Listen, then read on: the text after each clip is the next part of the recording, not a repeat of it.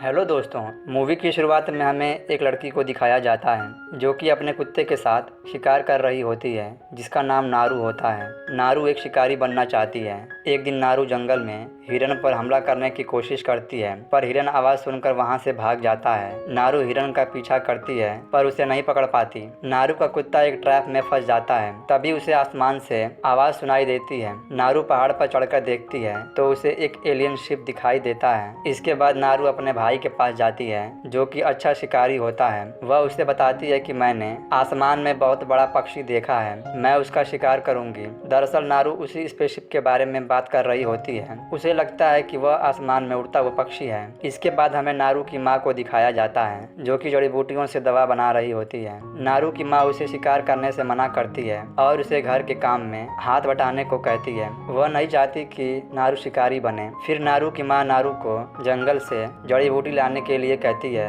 नारू देखती है कि उसके भाई और सभी कबीले के साथी शेर का शिकार करने के लिए जा रहे हैं। नारू कहती है कि मैं भी आपके साथ चलूंगी, पर वो नारू को अपने साथ नहीं ले जाना चाहते हैं। दरअसल शेर ने कबीले के एक साथी को हमला करके अपने साथ ले गया होता है। वे सभी शेर को मारने के लिए जंगल में ढूंढ रहे होते हैं। उसका भाई कहता है कि इसे जड़ी बूटियों की नॉलेज है, यदि हमारा साथी जख्मी होगा तो ये उसे ठीक करने में हेल्प करेगी। वे सभी नारू को अपने साथ लेकर निकल जाते हैं। रास्ते में उन्हें उनका साथी जख्मी मिलता है। नारू जड़ी बूटियां पीसकर उसके चोट पर लगा देती है जिससे उसका खून बहना बंद हो जाता है। इसके बाद सभी चोटिल साथी को लेकर अपने कबीले में चले जाते हैं। नारू का भाई कहता है कि मैं शेर का शिकार करने जा रहा हूँ। रास्ते में नारू को एक सांप मरा हुआ दिखाई देता है जिसे अजीब तरह से मारा गया होता है। यह उसी एलियन ने मारा होता है जिसे नारू ने सुबह आसमान में स्पेसशिप को देखा था। नारू ये बात अपने भाई को बताती है कि जंगल में बहुत खतरनाक जानवर आया है। उसका भाई उसकी बातों पर विश्वास नहीं करता और उसे कहता है कि तुम सब पेड़ पर चढ़ जाओ, मैं शेर की गुफा में जा रहा हूँ। कुछ समय बाद शेर वहां आ जाता है और पेड़ पर चढ़कर उनके एक साथी को मार देता है। फिर शेर नारू को भी मारने वाला होता है। नारू का पैर फिसल जाता है। नारू नीचे गिरकर बेहोश हो जाती है।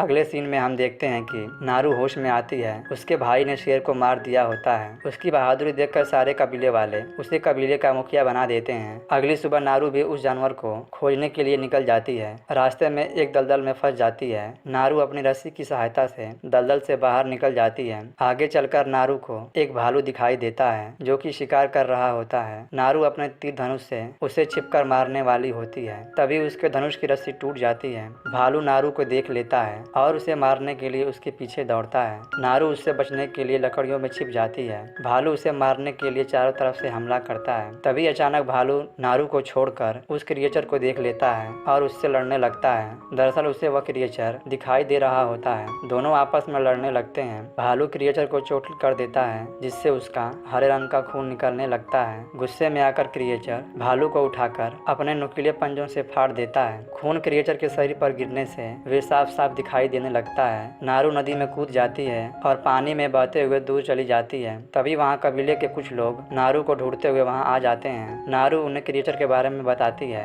पर कोई उसका विश्वास नहीं करता। वे नारू का हाथ बांधकर अपने साथ ले जाते हैं। वो एलियन सबको देख लेता है। जिनके हाथों में हथियार होता है एलियन उन्हीं को मारता है, मासूम लोगों को नहीं। एलियन सभी कबीले वालों को मार देता है। नारू अपना हाथ छुड़ाकर वहां से भाग जाती है। भागते हुए उसका पैर ट्रैप में फंस जाता है। एलियन उसका पीछा करते हुए आ जाता है। उसे असहाय देखकर उसे छोड़ देता है। इसके बाद हम देखते हैं कि वहाँ बहुत सारे गुंडे आ जाते हैं जिन्होंने उस ट्रैप को लगाया होता है और नारू को पकड़कर अपने कबीले ले जाते हैं। उनमें से एक आदमी बताता है कि एलियन ने हमारे बहुत सारे आदमियों को मार डाला है। तभी उनका सरदार नारू के भाई को पकड़कर लाता है। नारू और उसके भाई को एक चारे के रूप में इस्तेमाल करते हैं। दोनों को एक पेड़ से बांध देते हैं ताकि वो एलियन जब इनको मारने के लिए आए तब हम उसे मार देंगे। नारू अपने भाई से कहती है कि डरने की कोई बात नहीं है, वो हमें नहीं मारेगा। जिनके हाथों में हथियार होगा वो उन्हीं को मारेगा। कई समय इंतजार करने के बाद एलियन वहाँ अपने रूप में आ जाता है और सभी चारों तरफ से फायरिंग करने लगते हैं। नारू एक ट्रैप से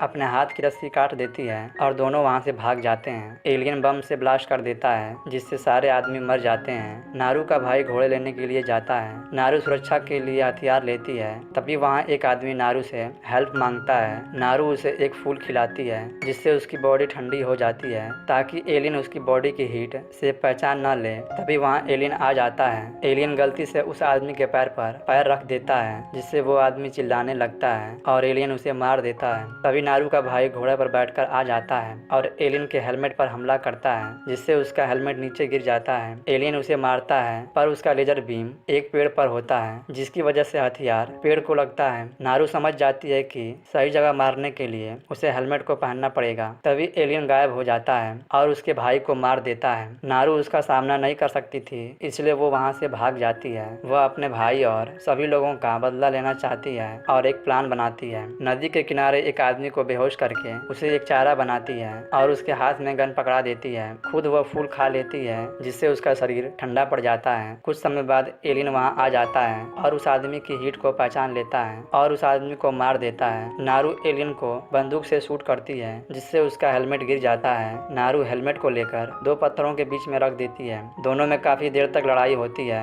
नारू जानबूझकर उसे दलदल के पास लेकर जाती है और उसे दलदल में फंसा देती है। एलियन के हेलमेट से लेजर बीम उसी के ऊपर होती है। जब एलियन नारू को मारने के लिए हमला करता है वह हथियार एलियन को ही लग जाता है जिससे वो मारा जाता है। नारू उस एलियन का सिर लेकर अपने कबीले में आ जाती है। सभी उसकी बहादुरी देखकर उसे बहुत बड़ा शिकारी मान लेते हैं और उसे कबीले का सरदार बना देते हैं। नारू बहुत खुश होती है क्योंकि वह बहुत बड़ा शिकारी बनना चाहती थी और मूवी यहीं खत्म हो जाती है।